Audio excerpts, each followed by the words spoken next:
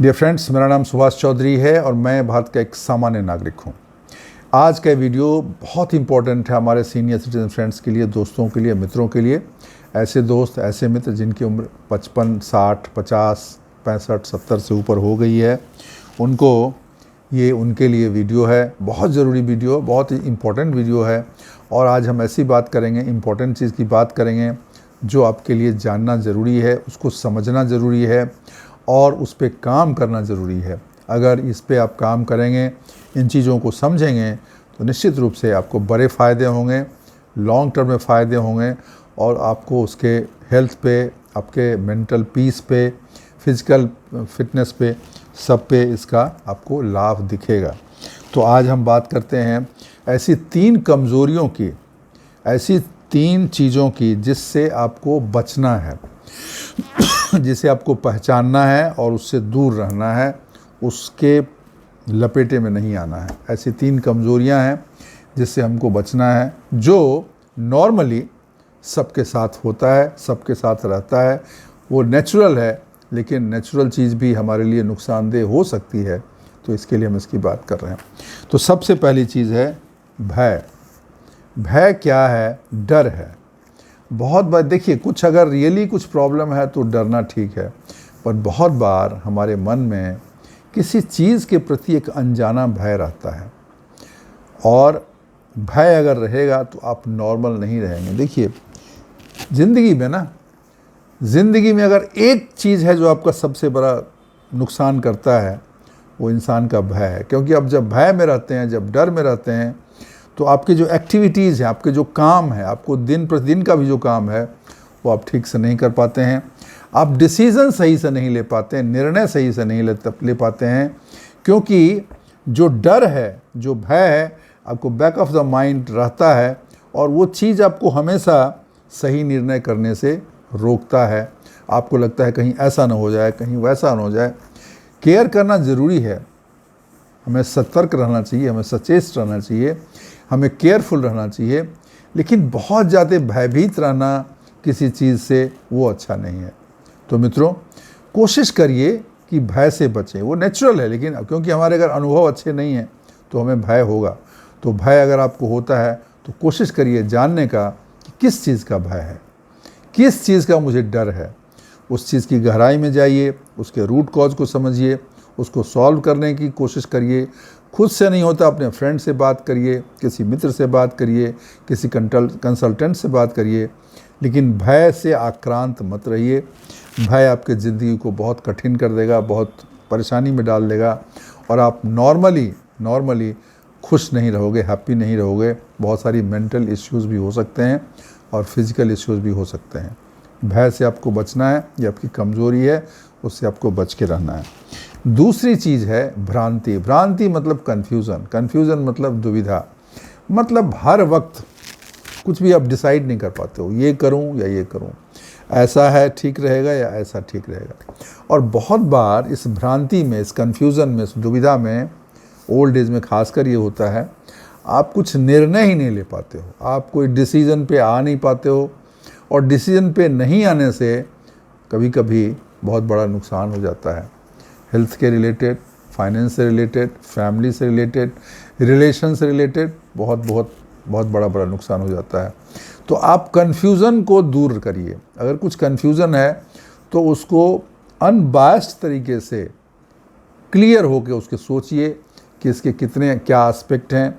अगर 2 ऑप्शन है, 3 ऑप्शन है, 3 चीज़ें हैं, तो हमें क्या करना है, किस में लाभ है, किस में हानि है, क्या करना चाहिए, नहीं करना चाहिए। एक बार उसको एनालिसिस करके हमें अपने डिसीज़न को फाइनल करना चाहिए और उस पर काम करना चाहिए।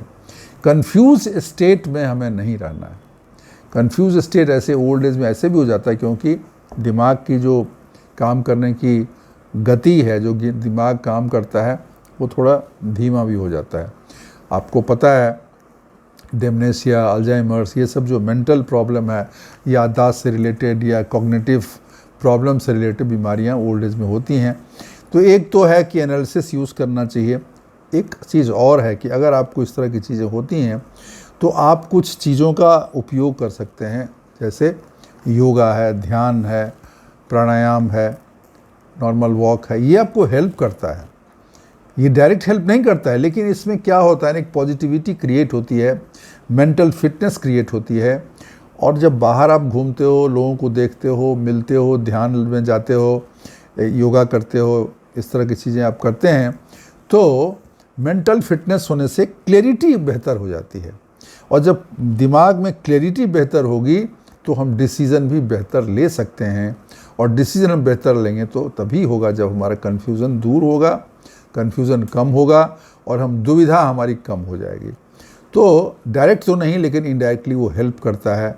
तो हमें इन चीज़ों का भी उपयोग करना चाहिए और हमारे ब्रेन के एनालिटिकल फंक्शन को, हमारे जो डिसीज़न लेने से पहले उसको सारे पक्षों को समझ के, उस पर एनालाइज करके, उसका विश्लेषण करके तब हमें निर्णय पे आना चाहिए।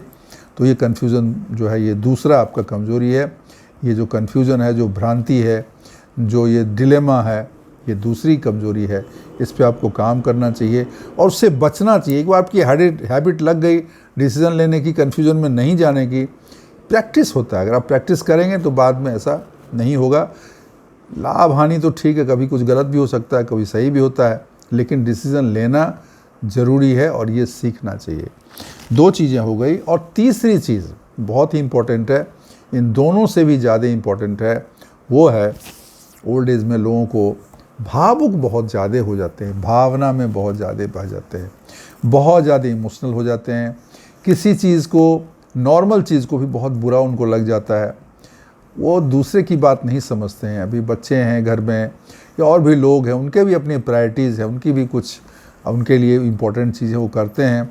आपको लगता है कि हम इग्नोर करते हैं, आप बहुत भावुक हो जाते हो, मन ही मन दुखी होते हो, रोने लगते हो, परेशान हो जाते हो, बहुत ज़्यादा सोचते हो, बहुत ज़्यादा मन ही मन दुखी होके, उसकी वजह से आपको डिप्रेशन हो सकता है, आपको हार्ट की प्रॉब्लम हो सकता है, और भी साइकोसोमेटिक प्रॉब्लम आपको हो सकती है।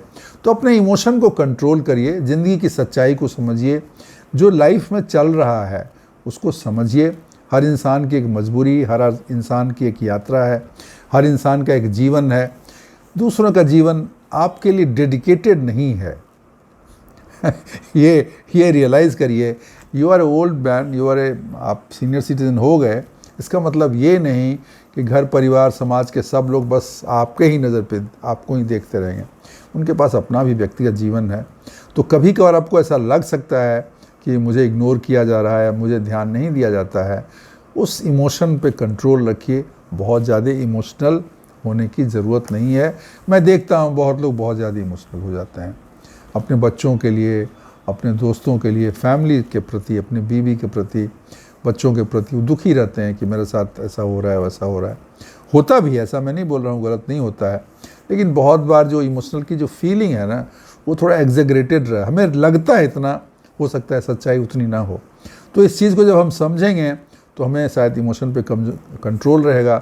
और जब हम इमोशनली थोड़ा कंट्रोल रहेंगे ना लाइफ में, तो हमारा जीवन बेहतर होगा। हमें अपना जो फोकस है ना, अभी बीवी बच्चा पे से हटा के थोड़ा सा, वो ठीक है, वो तो घर में हैं, लेकिन हमें अपने व्यक्तिगत उत्थान, हमें सामाजिक कार्य, हमें अपने सेहत, अपने मानसिक उत्थान, आध्यात्मिक उत्थान पर ध्यान जब लगाएंगे तो ये चीज़ें खुद ही थोड़ा साइडलाइन हो जाएंगे।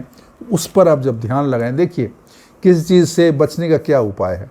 आप अगर मान लीजिए एक चीज़ है जिस पे आपको हमेशा ध्यान लगा रहता है और उससे आपको तकलीफ़ हो रही है, तो कोई दूसरी चीज़ बना लो, उस पर ध्यान लगाओ। उस पर जब ध्यान लगाओगे तो इधर ध्यान खुद ही कम हो जाएगा। जब इधर ध्यान कम हो जाएगा तो इधर आप ध्यान लगाओगे। जो मैंने बोला, आध्यात्मिक उन्नति, ज्ञान, सामाजिक कार्य, सेहत, मानसिक उत्थान, इस पे जब आप ध्यान लगोगे तो इमोशंस की भावना ऑटोमेटिकली कम हो जाएगी और आपका दुख, आपकी परेशानी कम हो जाएगी। दोस्तों, ये 3 चीज़ें हमने बात की, आप इस पर सोचना, ठीक है ना। कहीं आपको भय तो नहीं रहता है, आपको एक अनजाना भय तो नहीं रहता है किसी तरह का, आपको कोई कन्फ्यूज़न तो नहीं रहता, आप डिसीजन टाइम पर ले पाते हो। और दूसरी चीज़, आप इमोशनली बहुत टर्मोइल में तो नहीं रहते हो, भावनात्मक रूप से आप हमेशा परेशान या टूटे हुए या दुखी तो ज़्यादा नहीं रहते हो। अगर रहते हो तो इस पर काम करिए। ये आपकी ताकत नहीं है, ये आपकी कमज़ोरी है। बहुत तो इसको ताकत मानते हैं, ताकत नहीं है, कमज़ोरी है। तो इस कमज़ोरी को दूर करेंगे, आप भी खुश रहेंगे और समाज भी खुश रहेगा। और फिर अगर आप ऐसा कर पाते हैं तो मेरे ख्याल से शायद समाज के लिए ज़्यादा उपयोगी हो सकते हैं, और आपकी उपयोगिता अगर बनी रहेगी तो आप हमेशा हैप्पी रहो। आपको अगर 80 साल में लगता है कि I am useful to the people, to the society, to the family, then it is a different feeling. It's something that still I can give somebody. I can give something to society, to the family, to other people. तो ये जो अनुभव है ना, ये जो एक emotion है, इसी जो भावना है, इससे अच्छी भावना कुछ नहीं होती है, और ये इंसान को लंबा लेके जाती है। हेल्दी और हैप्पी लाइफ देने में बड़ा सहयोग होता है। मित्रों, अगर वीडियो अच्छी लगी तो ज़रूर इसको लाइक करिएगा, चैनल को सब्सक्राइब करिएगा, अगर नहीं किया है तो दोस्तों के साथ शेयर करिएगा, कमेंट ज़रूर डालिएगा, आपके कमेंट्स का हमें इंतज़ार रहता है। और जैसा कि मैं पहले मैंने अपने कम्युनिटी पोस्ट में डाला है कि अगर आप कोई व्यक्तिगत सवाल है तो एक मैंने ईमेल डाला हुआ है, उस ईमेल पे आप डालेंगे तो मैं उसका जवाब दूंगा, किसी वीडियो के थ्रू या किसी और तरीके से मैं दूंगा, तो वो आप उसका भी आप उपयोग कर सकते हैं। तो दोस्तों, आज के लिए बस इतना ही। थैंक यू, शुक्रिया, धन्यवाद।